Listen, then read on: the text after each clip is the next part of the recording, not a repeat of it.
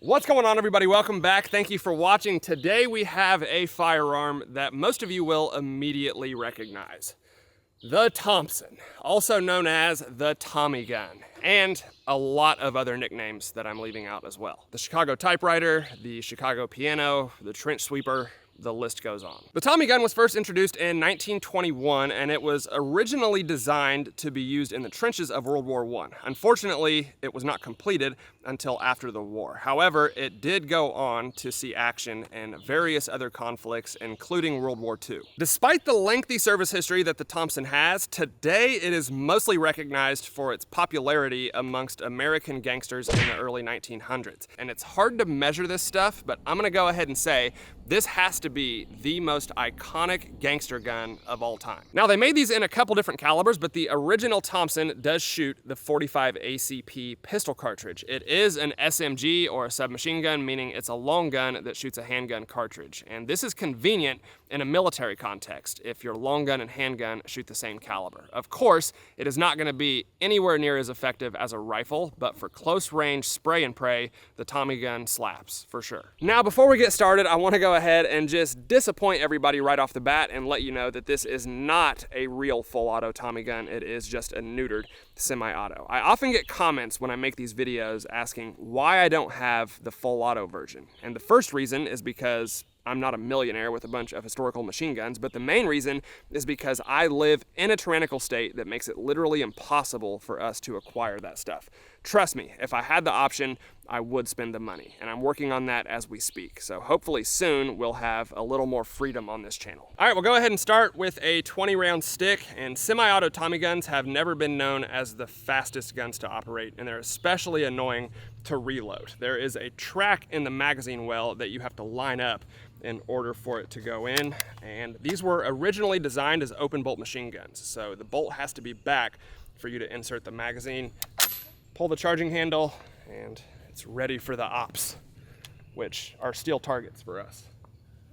Let's see if we can hit anything.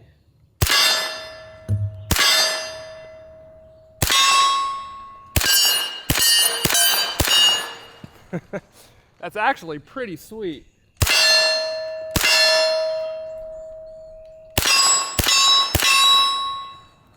I feel like I can't miss with this thing. Let's try and hip fire it.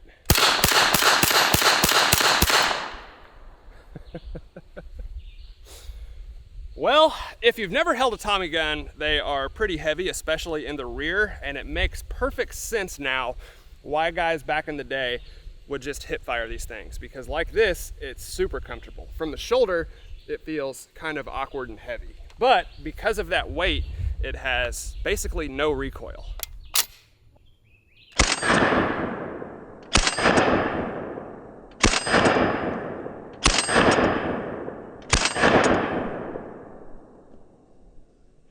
Well, I tried to run the drum because that's the iconic magazine everyone thinks of when they see the Thompson, and it just did not want to work. Malfunction on the very first round. Sometimes you got to kind of burp them a little bit. See if it works.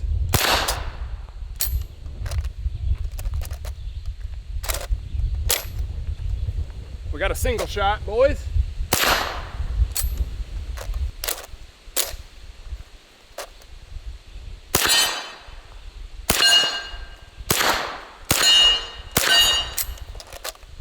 Got 5 rounds that time. What a pain.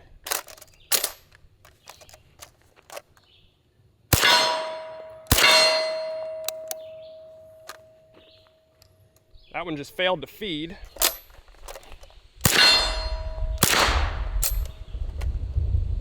I give up. Let's see if we can redeem ourselves with another stick.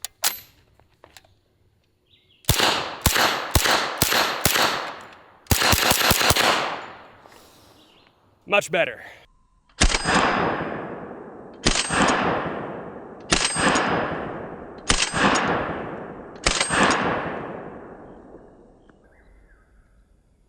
Hey guys, before we go any further, I want to thank Leviathan Defense for sponsoring today's video. Leviathan Defense makes awesome 2A tools and accessories, and they do so right here in the United States of America. It is made in Detroit by veterans and carries a lifetime warranty. And a lot of their pew-pews you have probably seen in movies and TV shows, like John Wick 2, 3, and 4, the Fast and Furious movies, the Punisher series on Netflix, and many more. And that's because not only is it really well made, it also just looks cool, which is equally as important. They've got awesome products in all your favorite colors. They're always developing new stuff, and just recently they did a big price drop on some of their most popular items. So go check them out, and again, thank you to Leviathan Defense for sponsoring today's video. All right, I've got a cinder block wall set up. The setting is 1920s Chicago, Illinois, and on the other side of that wall is the ops.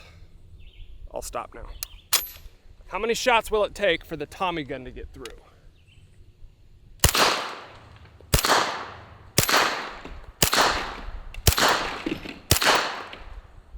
It's like the most violent game of Jenga with cinder blocks and Tommy guns.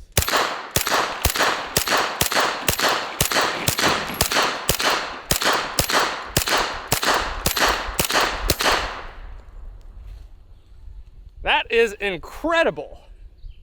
That thing stayed standing. I'm sure a lot of those went through, but it didn't fall over. Let's reload. Well, apparently I bought the world's most bullet-resistant cinder blocks. I'm gonna go for those ones in the middle because it's barely standing.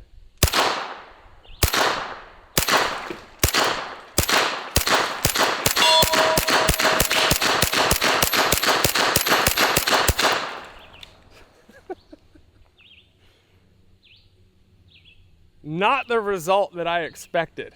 I'm not gonna lie. Well, I'm sure those bullets started going through pretty quickly. I even heard some of them hit the steel plate behind the cinder blocks, but they just would not fall over. This one was balancing on like two little pieces of concrete, and this one is doing pretty much the same thing. Obviously, there are giant holes blown right through them, so the bullets eventually got through, but it took a couple magazines. We've got some bullets on the table. You can see how they just flatten out when they hit something like concrete. And I have shot cinder blocks probably 100 times.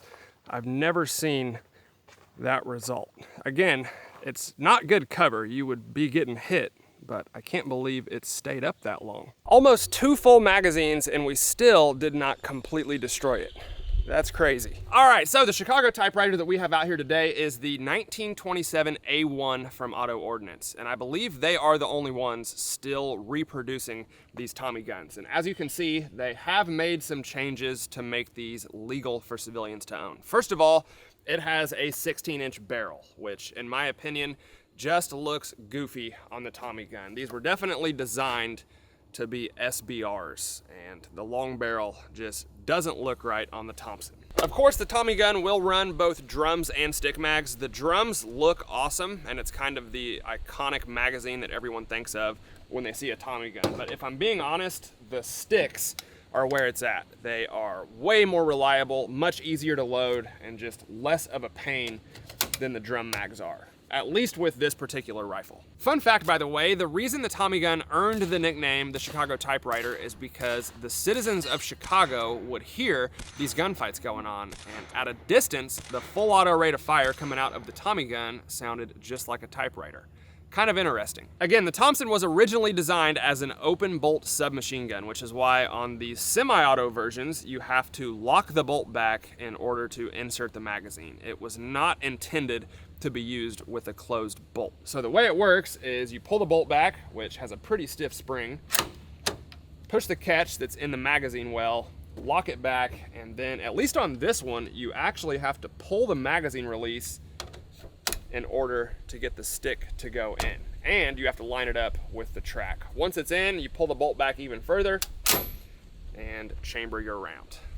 Not the easiest gun to load. Thank you, Gun Control, for ruining yet another awesome firearm design. So that's the Tommy gun. It feels 100 years old, definitely not as ergonomic as modern firearms, and not the most comfortable thing in the world, but it looks so cool and it is so iconic, it makes all the quirks worth it. Well, the cinder block wall put up a pretty good fight. Let's see what it does to a watermelon. Damn.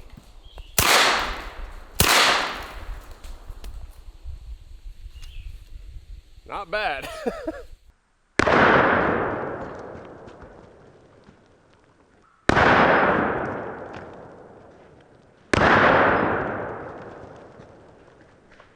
Now, I don't shoot sub guns very often, so I want to see if we can consistently hit steel at 130 yards with the 45 ACP. With a pistol, this would be a tough shot, but hopefully the long gun will make it a little easier.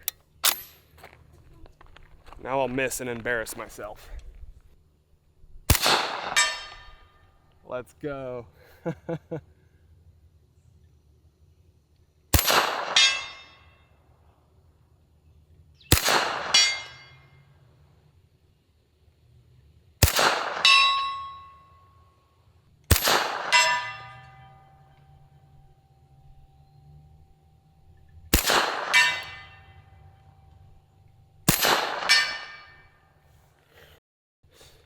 That's kind of fun. You can literally hear like a second in between the shot and when it impacts the steel. All right, guys, let's go ahead and cap off the Tommy gun video with something a little more realistic, a Ballistic Dummy Lab human head. And for this one, we will be using a hollow point. First, we'll just hit him once, see what it does, then we'll finish him off. Barely chambered.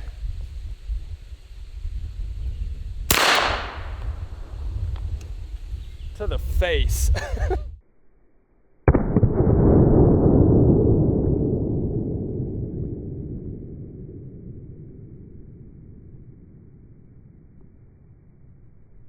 And that one went straight into his right eye. Looks like it also broke the cheekbone. You can see it kind of poking through there and split the forehead. Again, that was a hollow point, and it looks like that bullet probably expanded and stopped in the ballistic dummy head because I don't see an exit hole. The ballistic shell is split back here, so it definitely did some damage, but I don't think it went all the way through, which is a good thing. All right, let's go ahead and finish him off. A little reenactment of the St. Valentine's Day massacre.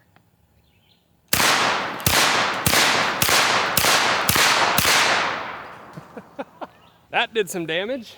I think we got one more bullet left. Well, it pulled a JFK on us and completely ejected the brain, which is now laying on the ground a couple feet behind him and all over the table as well. So there's really not much to look at other than the giant cavity in the back of the head. The 45 ACP does the job. I don't know what else to say.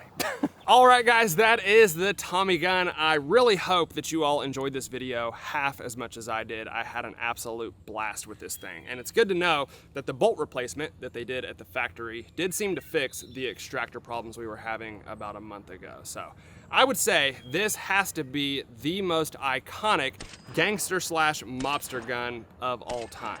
Everyone knows a Tommy gun when they see one, and that's mainly because of the history they have in American organized crime. Of course, the ones they were using did look and sound a little different. They go burr, this one don't, but because of all the gun control that's passed since then, this is what most of us can get, and it's pretty close. So, hope y'all enjoyed the video. If you did, let me know down in the comments below. As always, hit the like button for me, guys. I'd really appreciate it. Thank you all for watching, and I'll see you next time.